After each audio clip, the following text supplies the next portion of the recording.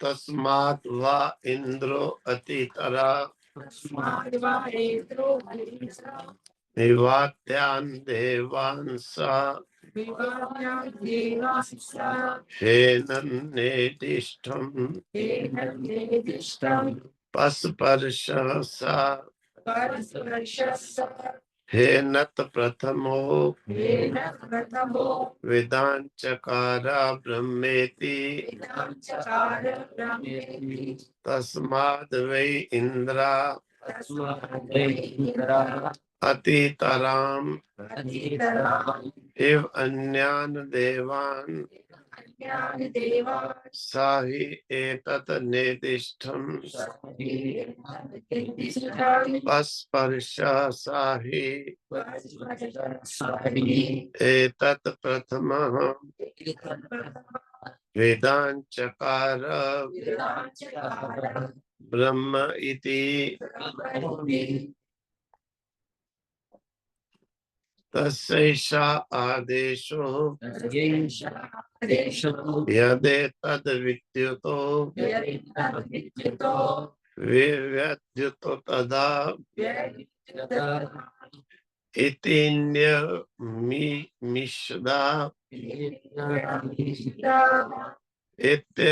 इत्यधिदैवतम् तस्य एषा आदेशा यद् एतद् विद्युतः व्याद्युत्तद् इति इद न्यमिषद आ इति अधिदैवतम् अथ अध्यात्मं यत् एतत् गच्छतीव च मनोनेन चेतदुपपस्म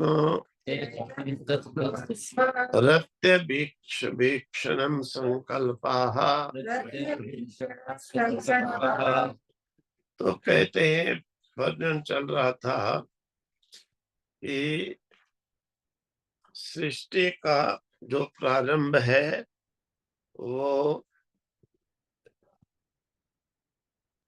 एकता से ही एकता से प्रारंभ हुआ। तो कहते हैं एकता से अनेकता कैसे प्रारंभ हुई। एकता में अनेकता को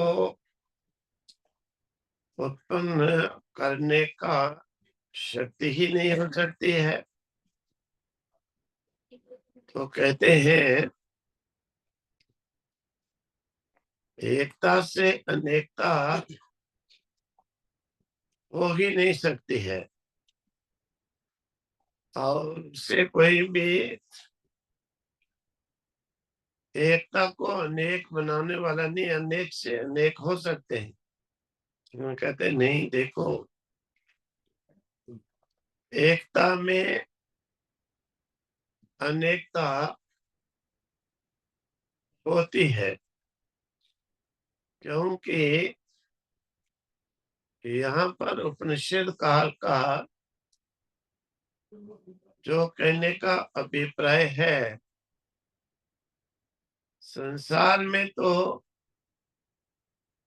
ये चीज मानी जाती है कि जो जितना बड़ा है, जो जितना फैला हुआ है, उसी को महान समझा जाता है, उसी को बड़ा कहा जाता है, उसी को श्रेष्ठ कहा जाता है। लेकिन अध्यात्म में जो जितना सूक्ष्म होता है उसको उतना ही महान मानते हैं। अति सूक्ष्म है वो सबसे महान हो जाता है। सूक्ष्मतर जो है सबसे महान है, उससे महान कोई भी नहीं है। यहाँ पर सूक्ष्मता को सबसे महान कहा और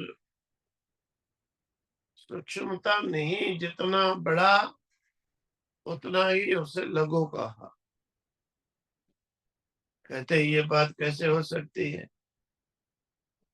देखो, ये बात ऐसे हो सकती है जैसे ईश्वर के लिए कहते हैं, ब्रह्म के लिए कहते हैं व्यापक है, अर्थात सब में है, विभु है। सूक्ष्म सब में जा सकता है, सब में हो सकता है, लेकिन जो सूक्ष्म नहीं है वो एक दो में भी नहीं हो सकता है। जैसे मनुष्य है, एक पेड़ है, बड़ा है, और कहो कि मनुष्य पेड़ में, पेड़ मनुष्य में, पेड़ मनुष्य में जाएगा कैसे? क्योंकि इतना बड़ा होने के कारण उसमें मनुष्य में जा ही नहीं सकता। लेकिन जो सूक्ष्म है,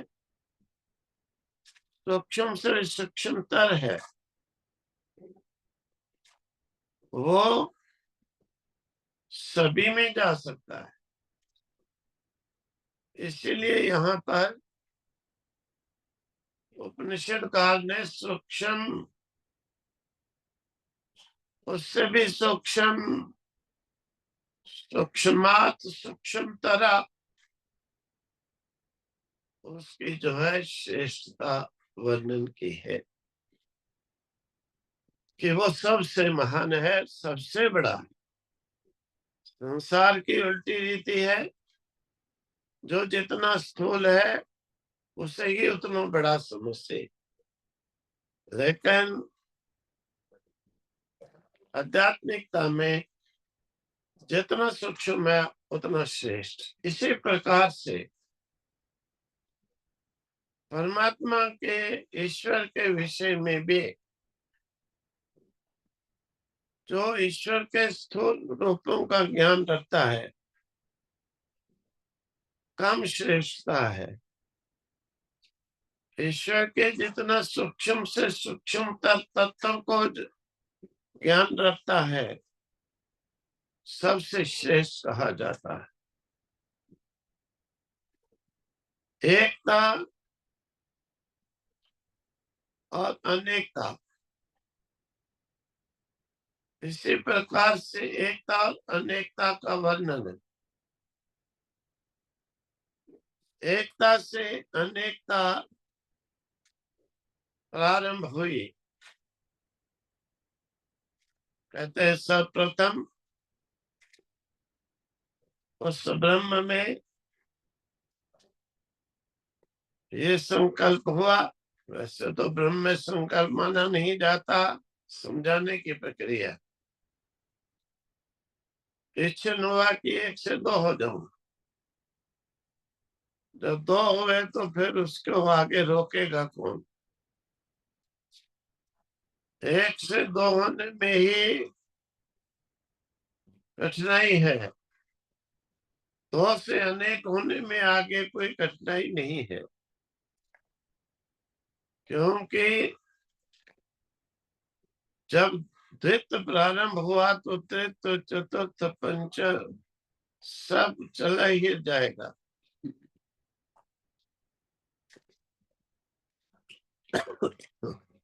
इसीलिए एकता कहते हैं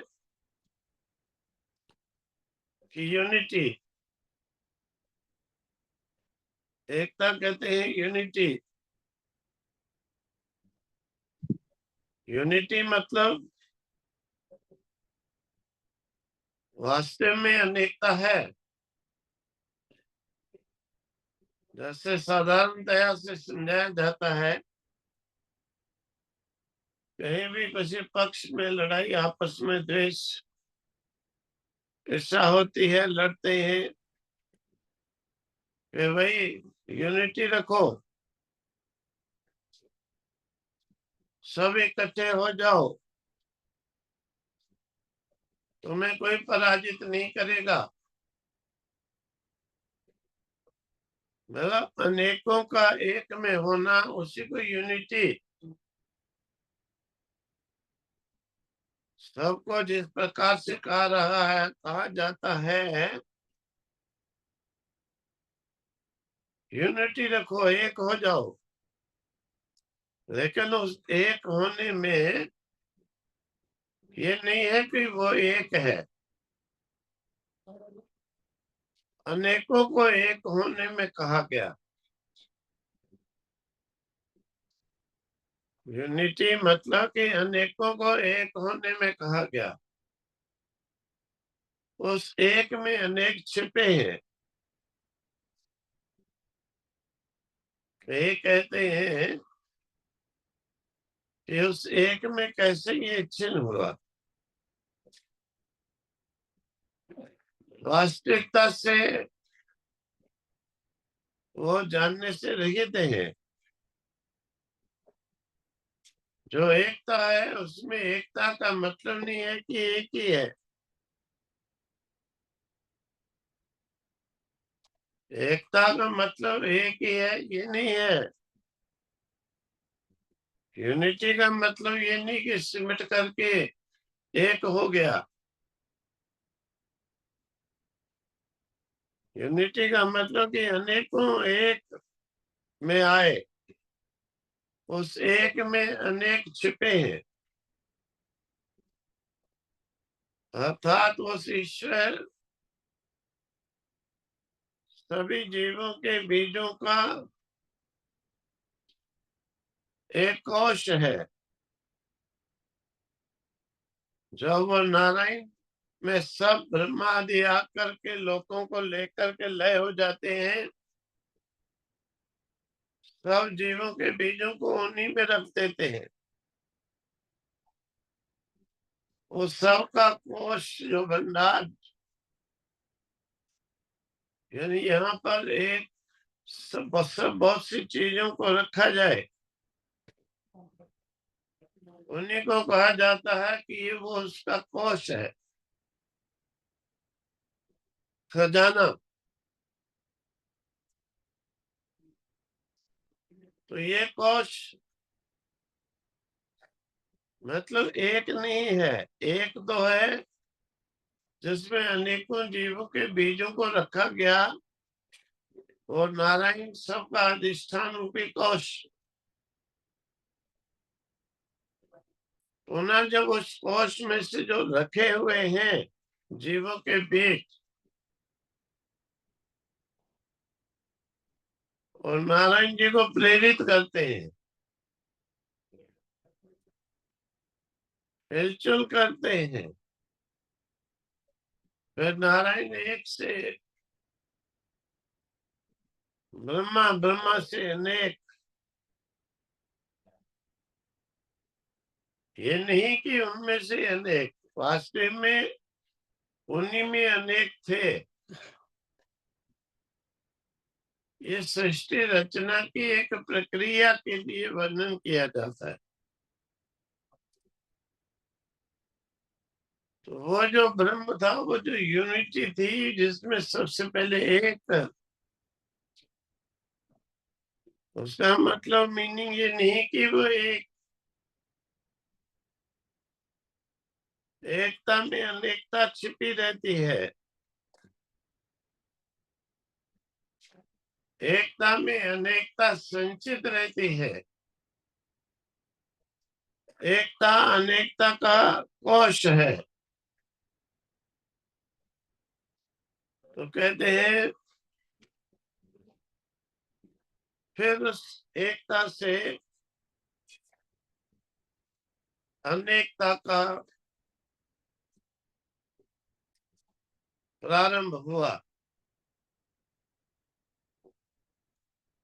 यानी यूनिटी से अनेकता, डाइवर्सिटी प्रारंभ हुई। तो पहले पहल एक निकला, द्वित हुआ, फिर जब द्वित हो गया फिर तो तृतीय, चतुर्थ, पंचम, षष्ठ, जब अनेकता प्रारंभ हुई तो फिर रुकेगी नहीं। अनेकता फिर अनेक अनेक अनेका अनेक चलता ही रहा। अब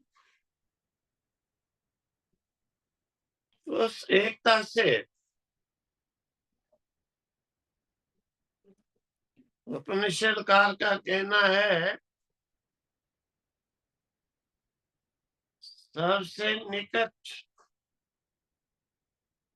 द्वित तृत हुआ,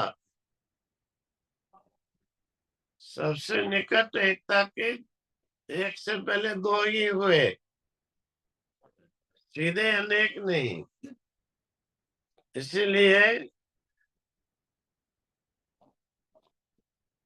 द्वंद्व रूप अग्नि देवता वायु देवता की श्रेष्ठता कही गई।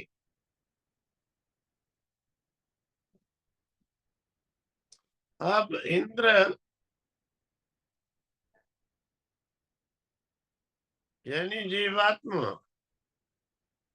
यहाँ इंद्र को ही जीवात्मा कह करके संकेत दिया। अब जीवात्मा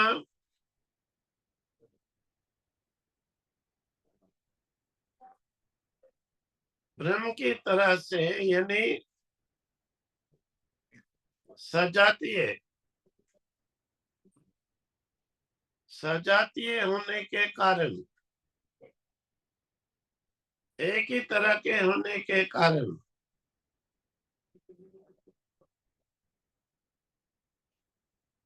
उसे जो है चेतन ही कहा गया। और बिल्कुल उसके समीप उसके जैसा उसमें मिलने के कारण, एक जैसा होने के कारण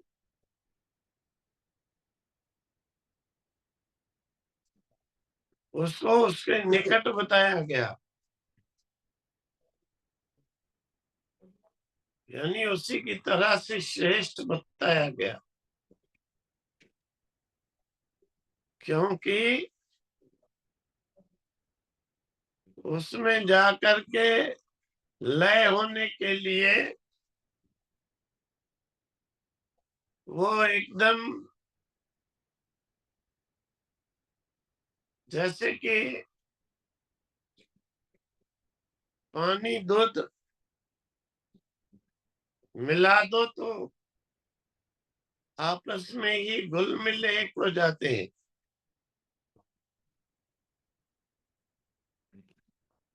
अब कहो पानी में लोहा मिलाओ, एक जाति के न होने के कारण, एक जैसे न होने के कारण वर्षों तक नहीं मिल सकते हैं।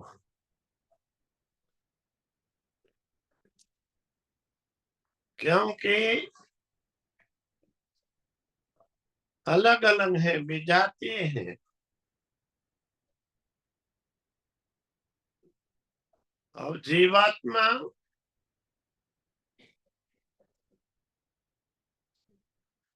को अत्यंत निकट कहने का अभिप्राय ये कि ब्रह्म की तरह से ही चेतन होने के कारण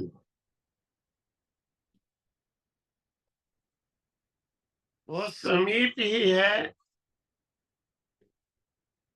उसमें मिल सकता है, एक हो सकता है।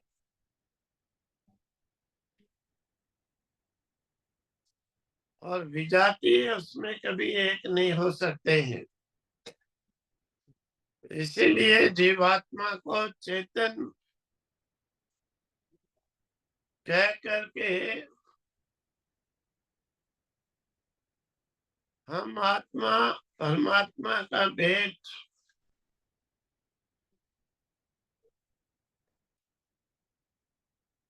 समाप्त करके अभेद करेंगे।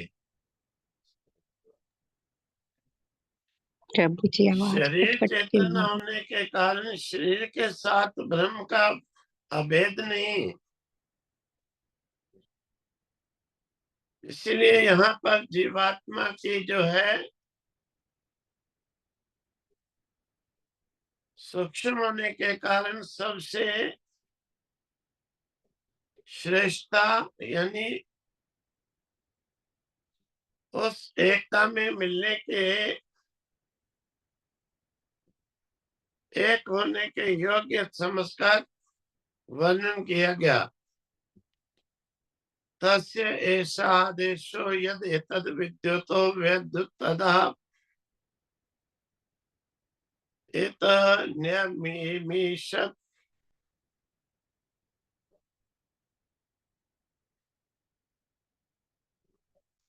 एत्य अधिदैवतम कहते हैं। तस्य ऐसा आदेशाः उस ब्रह्म का जो ये आदेश है, उस ब्रह्म का जो ये आदेश है, व्याख्यान है, ये तो ऐसे समझो विद्युतो विद्युत तदा, जैसे बिजली चमकती है और छिप जाती है, जैसे आंख झपकी मारती है, इसी बीच में झपकी मारने में ही कुछ देख जाती है। वह देखता ऐसे है कि जैसे विद्युत की चमक आई, टिक नहीं पाई, ओझल होगी एक पल झपकी में ही। मतलब जैसे आंख खुली, पलक नीचे, इतने में ही जिसने काम बनाना था वो पहले ही सक्रिय होकर सतर्क होकर रहा कि बिजली की तरह चमक चमकेगी, उसी में मैंने अपना अभिप्राय सिद्ध करना है। मतलब उस ब्रह्म की ओर इतना तत्पर होना चाहिए, उस ईश्वर की ओर इतना तत्पर होना चाहिए कि जब बिजली की चमक की तरह से एक बार चमकेगा, उसी में हम सब कुछ देख लें।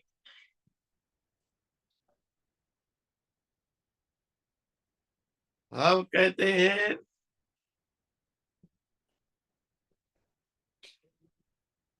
इसी प्रकार से यक्ष सामने तो आया,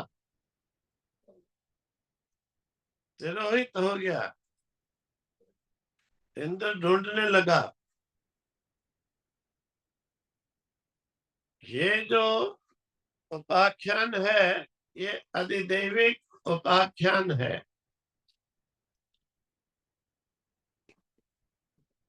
अधिदैविक यानी अधि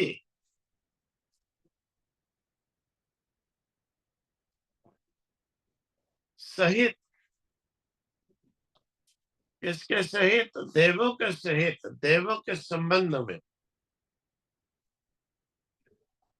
होने के कारण ही अधि दैविक उपाख्यान इसे कहा।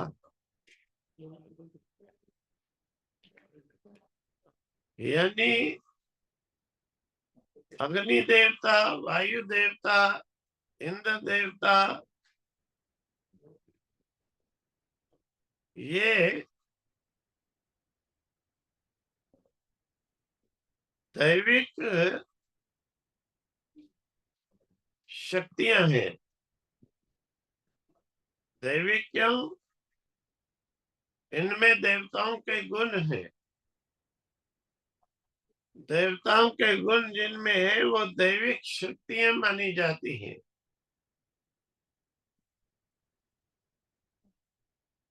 इसलिए इन देवताओं को आधार बना करके आदिदैविक रूप से ब्रह्म का वर्णन किया गया, चर्चा की गई। अब आध्यात्मिक उपाख्यान में कहते हैं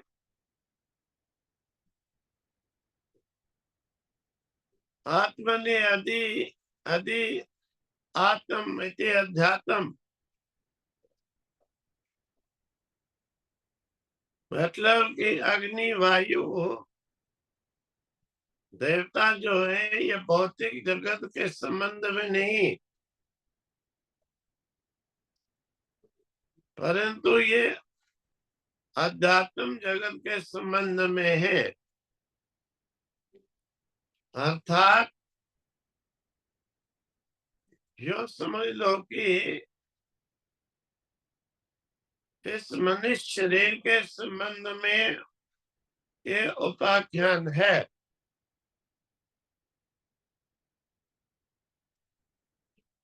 ऐसा जो प्रतीत होता है,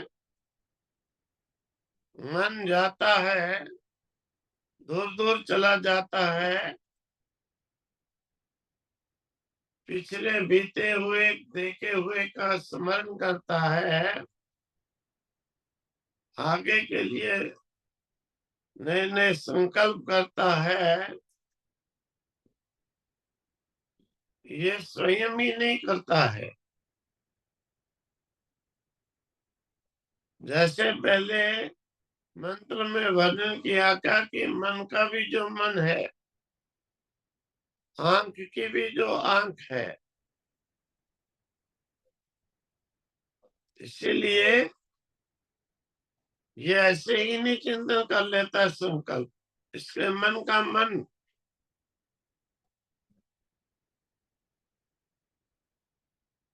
इसीलिए अधिदैविक का अर्थ सृष्टि ब्रह्मांड तथा अध्यात्म का अर्थ पुरुष शरीर यानी इस पिंड से है। अध्यात्म ब्रह्मांड तथा पिंड, इन दोनों में एक ही जो है नियम, एक ही कानून काम कर रहा है। पिंड में समझ लो तो ब्रह्मांड में अपने आप समझ जाओगे।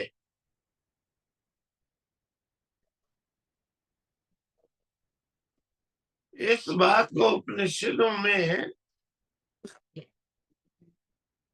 एक बार नहीं अनेक बार जगह जगह पर वर्णन किया जाता है। आत्मनि अदिति अध्यात्म शब्द का अर्थ हुआ कि उपनिषदों में आत्मा संबंधी नहीं, परंतु आत्मा जिस शरीर में अधिष्ठित है, अधि आत्म है, उसे अध्यात्म कहा, यानी पिंड से है।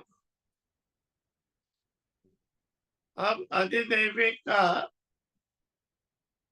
ये अध्यात्म का वर्णन हुआ। अब अध्यात्म अधिदैविक का वर्णन करते हैं कि अध्यात्म पिंड का जो अध्यात्म आत्मनि अधि अध्यात्म, यहाँ पर इस शरीर का पिंड का वर्णन करते करते अधिदैविक का वर्णन करना ये उपनिषद काल की अपना एक बड़ा छुपा हुआ रहस्य है, एक शैली है। अब किस प्रकार से उपनिषद का वर्णन करते हैं वो आगे फिर वर्णन होगा। ओम तत्सत।